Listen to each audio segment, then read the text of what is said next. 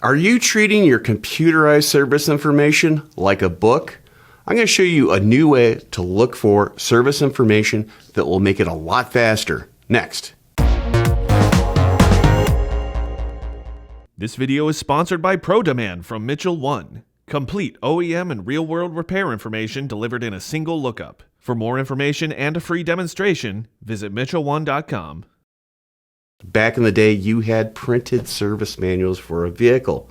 The information was organized by engine, body, electrical, and then other categories for the systems on the vehicle.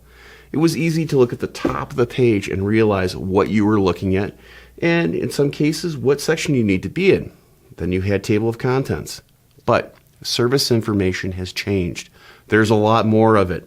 And you need a lot more time if you're sorting through the information this way. But if you have a service information database that has a search function, it can be very helpful.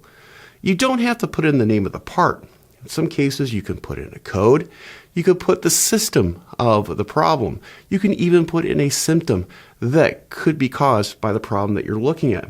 This way, you're getting a complete picture of the service information that you need to fix the vehicle. So let's take an item like a fuel injector. If you were to look at it by category, well, you may go into the engine. Well, it's not there in some cases. Then you need to go into powertrain management, and then you need to go fuel system and start sorting through the different categories to make sure that you find that service information that you might or might not need.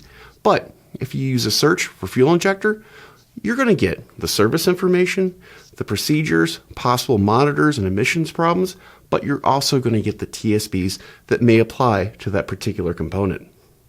By using the search function on your service information, you're getting a lot more than just the OE service information.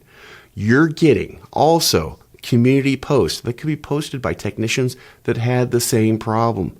You're also getting TSBs that will apply to either the code or the component. Also, you could be getting labor times for that particular job you're trying to perform.